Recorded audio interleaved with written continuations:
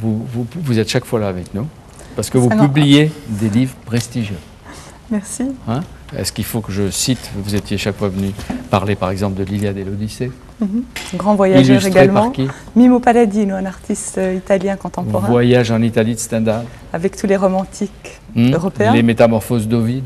Avec la peinture baroque. Et l'année dernière, Orient, 1000 ans de poésie et de peinture. Oui, absolument. Et Baudelaire, pourquoi? Parce que c'est un génie, un fou, un diable, un contemporain. C'est tout ça, et c'est en même temps un grand visionnaire et un très très grand poète. Et il a vraiment fait une révolution dans le domaine de la peinture, tout en étant très classique, de la poésie, tout en étant très classique. Il avait des jugements sur l'art, il a écrit sur l'art aussi. Hein, il a été critique d'art. Il est devenu célèbre avec son premier salon. Là. Oui, avec le salon de 46, où il était le premier à défendre Delacroix, entre autres. Manet également. Donc c'est un poète tout à fait extraordinaire, mais il a commencé à publier ses poésies extrêmement tard. Avant ça, il était effectivement connu par ses textes littéraires. Et c'est pour ça que d'associer le travail de Baudelaire avec son écriture dans l'ensemble assez classique, mais ses idées très modernes, c'est le peintre de l'âme, le poète de l'âme. Il parle des pouvoirs du subconscient, il parle du rêve, de la mélancolie, de la mort, de la peur. Il a vraiment, dans son écriture et dans son univers, tous les germes de ce que l'on découvrira beaucoup plus tard et de ce que les symbolistes ont exploité dans leur peinture. Donc de pouvoir mettre la poésie de Baudelaire avec les peintres symbolistes et décadents, c'était en même temps rendre hommage à Baudelaire et à sa force visionnaire et à son écriture tout en images, et en même temps rendre hommage aux artistes symbolistes et décadents qui se sont nourris de l'univers baudelairien, mais qui étaient eux-mêmes en révolte contre la société. Ce sont des œuvres trop noires, assez noires? Noires, vous voulez dire? Hein? Noirs. Oui, oui, il y en a beaucoup qui sont noirs, mais ce que j'aime chez Baudelaire, c'est que au-delà de toute cette noirceur, il a une aspiration vers le beau qui est absolument extraordinaire. Et il a voulu écrire, il a voulu extraire la beauté du mal. Et il le dit de toutes les façons, à travers toute son œuvre, il est sans arrêt dans des aspirations qui l'entraînent vers le ciel, et puis il replonge dans des gouffres sans fond. Vous publiez l'intégralité des Fleurs du Mal? Oui, l'intégralité dans la deuxième édition, qui est celle de 1861, augmentée des épaves, qui comprend entre autres les poèmes qui avaient été censurés en 1857, et augmentée de l'édition, de la troisième édition. Et vous avez choisi pour illustrer 185 aquarelles, dessins, lithos, peintures de cette époque. De cette époque, mais avec quelques exceptions. Par exemple, quand vous ouvrez le livre, vous rentrez directement dans une œuvre d'un certain Robert Dincarton, on le verrait bien comme ça, qui a été faite en 1800, donc 57 ans avant la première édition des Fleurs du Mal, mais vous êtes tout de suite plongé dans l'univers baudelairien, parce que vous avez cette fleur qui est en même temps très belle et très impressionnante, très provocante également, et derrière tout ce que l'on va retrouver chez les symbolistes, la pleine lune, l'horloge des gares indiquant minuit, les cactus avec tout le côté inquiétant des plantes sauvages, un espèce de reflet sur une eau probablement un peu glauque. Donc vous avez dans cette œuvre que nous avons mis en ouverture du livre l'univers baudelairien. Et elle a été faite en 1800. Félicien Rops. Alors Félicien Rops, c'est un contemporain de Baudelaire, dont on est encore dans une autre tranche, enfin une autre période. Il était le seul grand ami de Baudelaire, en Belgique en tout cas, et ils se retrouvaient parce qu'ils avaient cette même fascination pour les squelettes, pour le mal. Il y a pour un dessin très sympathique de votre Félicien Rops, l'hypocrisie, je dis page 23 pour Anne-Marie Moreau et Isabelle Cazot, 23, l'hypocrisie, Stéphane. Alors là, c'est un petit peu une mise en scène que nous avons faite. Nous ouvrons le premier poète de Baudelaire au lecteur, la sottise, l'erreur, le péché, la lésine occupent nos esprits et trahissent nos corps, et là nous l'ouvrons avec cette femme très étrange, un peu femme fatale, un peu squelette étrange, qui a derrière elle une cape tenue par un diable. Donc une image très très importante et très impressionnante, qui donne en plus l'importance du rôle de la femme que nous allons retrouver à travers tout le livre, aussi bien dans la poésie de Baudelaire que dans l'iconographie. Et la page suivante, vous avez une autre femme vue de dos avec ce masque sur les fesses, qui illustre, l'hypocrisie, hypocrite lecteur, c'est mon semblable, mon frère. Non, c'est Georges Defeur, qui est un Français, la dame au chapeau noir, et qui est...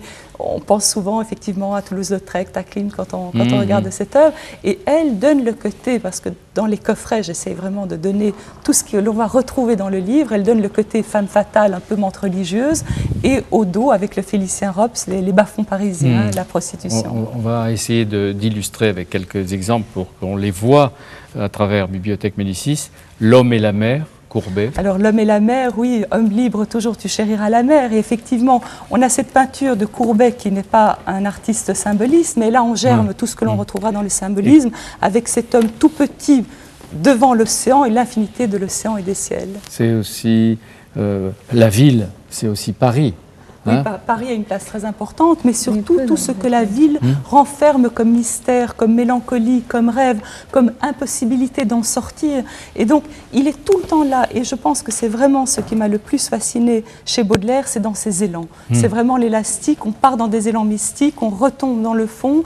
Et la peinture que nous avons montrée dans ce livre, je pense, en rend très bien compte, parce qu'elle montre de temps en temps des choses extrêmement belles et présentes, et d'autres, des squelettes horribles et des ambiances sinistres. Une terre grasse et pleine d'escargots, je veux creuser moi-même une fosse profonde. C'est Oui, je sais, la mort du fossoyeur. Le mort heureux. Le mort heureux. La mort, la révolte. La révolte. Le voyage. Et puis, oui, le vice, la luxure, la fatalité du désir, Stéphane Martin. Oui. Et la mer, et les aussi, amours la interdits. Mer et les voyages. Comment La mer et les voyages. La mer et les voyages. Et les yeux aux clartés éternelles, ça c'est constamment présent dans l'illustration. Et on retrouve d'ailleurs dans le vocabulaire de Baudelaire énormément de mots qui reviennent de façon très récurrente dans les poèmes, comme effectivement l'éternité, le mysticisme, le rêve, la mélancolie, le gouffre, le néant, le ciel, l'enfer, tout le temps évidemment. Quelle poésie il écrirait aujourd'hui? Notre Baudelaire, je ne vais pas vous le laisser pour vous ça. Je ne sais pas ce qu'il écrit aujourd'hui, mais aujourd'hui on est très proche de cette époque-là. Regardez cette grande exposition sur la mélancolie. Un succès considérable. Et dans cette exposition sur la mélancolie, il y a, je pense, au moins 5 ou 6 œuvres que l'on retrouve dans le livre. Et lui-même appelé dans la dédicace à Théophile Gautier, poète magicien, il appelait ce recueil, Les Fleurs du Mal, en 1957, donc il a 36 ans quand il le publie. Ces fleurs maladives, je lui offre ces fleurs maladives. Je ne sais pas si vous vous souvenez de Pierre Leroy, c'est vous qui m'y faites penser, qui est un collectionneur extraordinaire et qui avait presque toutes les œuvres de Sade. Et il en a vendu une grande partie pour pouvoir acheter le Delacroix qui contenait la dédicace des Fleurs du Mal par Baudelaire. Je crois que ça coûtait 4 à 5 millions de francs pour avoir la dédicace. Vous n'en avez pas avec la dédicace? Non, même un peu moins cher pour nous. Je n'en ai pas, mais j'ai quelque chose de très exceptionnel. Vous voyez, une des premières images que j'ai mises dans le livre, c'est une œuvre de Armand Rasenfoss, qui est un artiste belge postérieur à Baudelaire, qui a illustré 2 fois Baudelaire dans sa totalité. Et là, il montre Baudelaire et sa muse étant bien évidemment Jeanne Duval. Et alors que j'étais sur le point d'imprimer le livre, j'apprends que cette œuvre existe, qu'elle est chez un collectionneur en Belgique que je m'empresse d'appeler.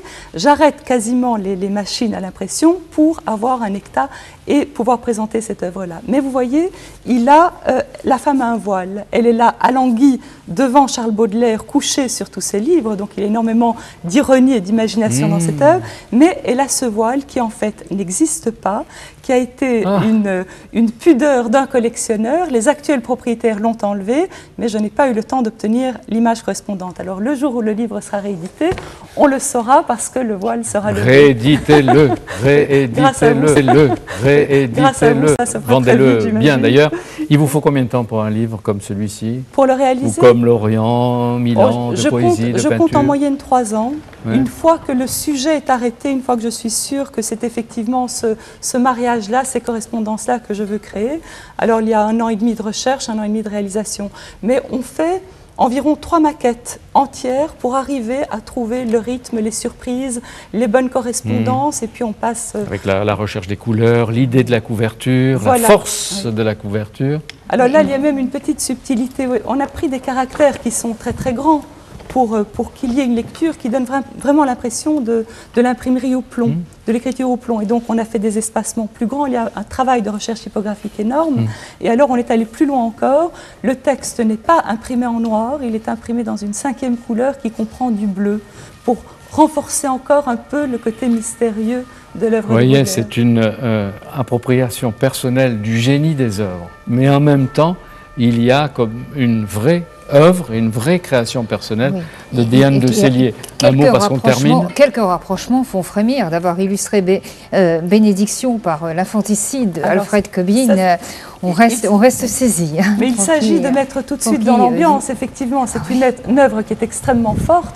Et quand le poète dit que cette femme doit nourrir toute une dérision, que n'ai-je mis au monde tout ce nœud de vipère, plutôt que de nourrir pareille dérision, on a cette femme au visage cadavérique, avec ces espèces de grandes mains tendues vers le ciel, qui sont aussi très impressionnantes, et un enfant mort-né dans les bras. Allez, retour à Baudelaire, publié dans des tas d'œuvres de poche, et on aura Baudelaire sur soi. Et quand on voudra voir les illustrations, on ira vers le livre publié et édité par Diane de Sellier. Et si on terminait avec les quelques vers que vous avez choisis d'élévation de Baudelaire, lus par Marie-Pierre de Barque. C'est un événement. Derrière les ennuis et les vastes chagrins qui chargent de leur poids l'existence brumeuse, heureux celui qui peut d'une aile vigoureuse s'élancer vers les champs lumineux et sereins. Celui dont les pensées, comme des alouettes, vers les cieux le matin prennent un libre essor qui plane sur la vie et comprend sans effort le langage des fleurs et des choses muettes. C'est Baudelaire. Merci à vous tous.